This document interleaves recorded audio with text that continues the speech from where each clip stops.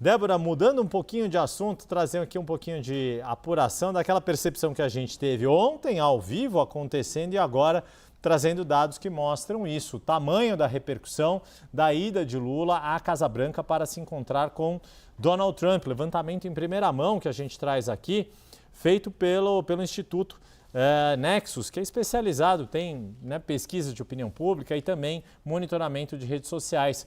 Quase 8 milhões de interações nas redes só em língua portuguesa. Estamos falando aí de postagens, de curtidas, comentários, e compartilhamentos de publicações em português. Para ser exato, 7,9 milhões em plataformas como X, Instagram, Facebook, as principais redes sociais usadas pelos brasileiros. E por que isso é importante, a gente trazer esse tipo de interação? Porque o governo federal, o governo Lula, vinha de uma semana das mais complicadas em termos de imagem e de resultados políticos. Tinha visto, pela primeira vez em mais de 130 anos, um nome indicado ao Supremo Tribunal Federal ter sido rejeitado pelo Senado, que aconteceu com Jorge Messias, e isso teve muita repercussão nas redes sociais, da parte principalmente da oposição, batendo bumbo em cima da derrota de Lula, e na sequência, e aí já esperada, a derrubada do veto ao PL da dosimetria, que inclusive foi promulgado hoje, a lei por Davi Alcolumbre, presidente do Senado e do Congresso. Então, esta agenda na Casa Branca, ainda que, com uma série de restrições do acesso à imprensa na reunião, foram 3 horas de reuniões que a gente só soube depois, a posteriori, e só por quem tem interesse, tem viés no que relatar sobre a reunião, que é o próprio governo brasileiro. A reação do governo norte-americano foi bem mais discreta, ainda que também positiva, Donald Trump fez aquela postagem rápida, imediata, após o fim da reunião que a gente trouxe aqui. Depois foi perguntado sobre a reunião, falou que Lula é uma pessoa muito esperta, que a reunião foi muito boa, etc.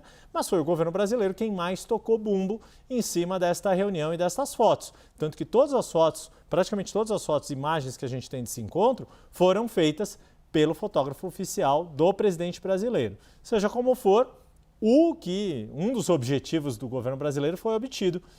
Claro, tem a questão das tarifas, tem a questão de negociação de minerais críticos, a questão do combate ao crime organizado, mas a disputa de narrativa, o controle de uma visão positiva dessa agenda, isso já foi obtido e é isso que esses números mostram. Claro que tem postagens mais críticas ao governo Lula, mas fato é que predomina este resultado positivo, até porque, como diz o velho ditado, as imagens falam mais do que 1000 palavras. Agora, Yuri, eu acho importante também a gente pontuar aqui que, de fato, como você traz, teve uma repercussão positiva, até porque a gente sabe que quando Donald Trump quer ou humilhar, ou constranger, ou criticar alguém, ele não se poupa. Agora, a oposição, os bolsonaristas tentando falar que Lula foi massacrado, que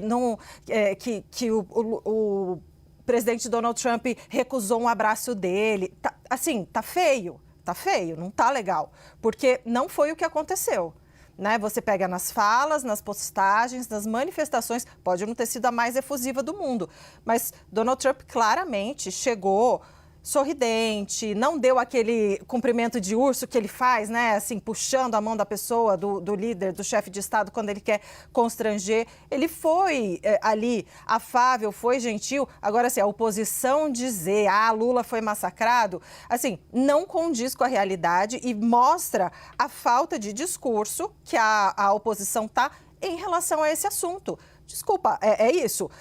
Perdeu. A oposição perdeu.